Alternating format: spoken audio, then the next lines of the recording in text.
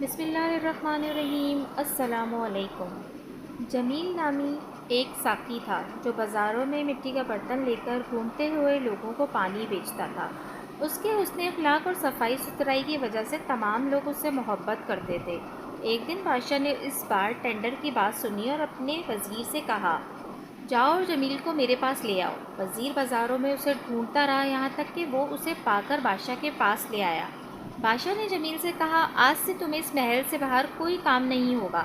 تم یہاں میرے محل میں کام کرو گے، میرے مہمانوں کو پانی پلاؤ گے اور میرے پاس بیٹھ کر اپنی مشہور حرکات سناؤ گے۔ جمیل نے کہا، سننا اور اطاعت آپ کی ہے میرے آقا۔ جمیل اپنی بیوی کو خوشخبری اور آنے والی دولت کے بارے میں بتاتے ہوئے واپس آیا۔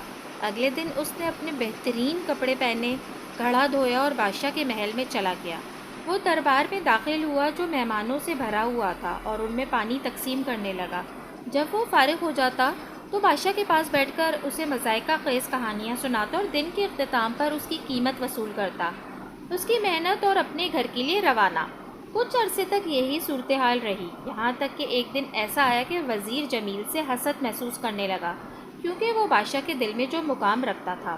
اور اگلے دن جب بار ٹینڈر اپنے گھر واپس آ رہا تھا تو وزیر اس کے پیچھے پیچھے آیا اور اس سے کہا، اے خوبصورت، بادشاہ کو تیری سانس کی بدبو کی شکایت ہے۔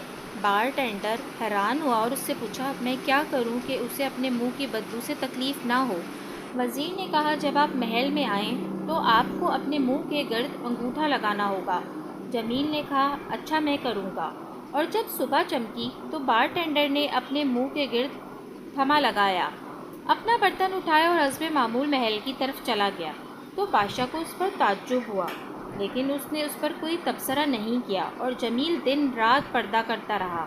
یہاں تک کہ دن آ گیا اور بادشاہ نے اپنے وزیر سے جمیل کے پردہ کرنے کی وجہ پوچھی۔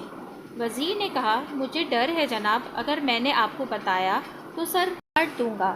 بادشاہ نے کہا، تمہیں مجھ سے امان حاصل ہے، جو تمہارے پاس ہے کہہ دو۔ وزیر نے کہا، جمیل بار ٹینڈر نے آپ کی سانس کی بدبو کی شکایت کی ہے۔ بادشاہ پریشان ہو کر اپنی بیوی کے پاس گیا تو اس نے اسے خبر سنائی۔ اس نے کہا، جو شخص کل یہ کہنے کو کہے گا وہ اس کا سر کاٹ دے گا اور ہر اس شخص کے لیے مثال بن جائے گا جس نے اپنے آپ کو تجھ سے محروم کرنے کا کہا۔ اس نے اس سے کہا، اور ہاں رائے۔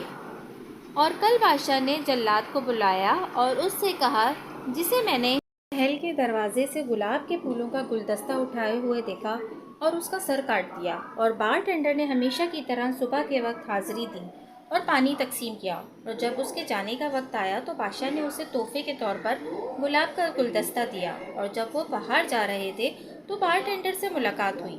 وزیر نے کہا، یہ گلاب تمہیں کس نے دیا؟ جمیل نے کہا، بادشاہ۔ اس نے اسے کہا، یہ مجھے دے دو، میں اس کا تم سے مستحق ہوں۔ تو بار ٹینڈر نے اسے گلدستہ دیا اور وہ چلا گیا۔ اور جب وزیر باہر آیا تو جلاد نے اسے گلاب کا گلدستہ اٹھائے دیکھا اور اس کا سر قلم کر دیا۔ اگلے دن ساقی ہمیشہ کی طرح نقاب پوش اپنا گھڑا لے کر آیا اور وہاں موجود لوگوں کو پانی بانٹنے لگا۔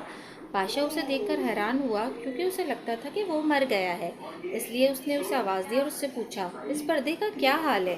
جمیل نے کہا، آپ کے وزیر صاحب نے مجھے بتایا کہ آپ میرے منہ کی بدبو کی شکایت کر رہے ہیں۔ اس نے مجھے حکم دیا کہ میں اپنے منہ پر انگوٹھا رکھوں تاکہ آپ کو کوئی نقصان نہ پہنچے۔ اس نے دوبارہ پوچھا، اور جو گلدستہ میں نے تمہیں دیا تھا؟ جمیل نے کہا، وزیر نے لے لیا۔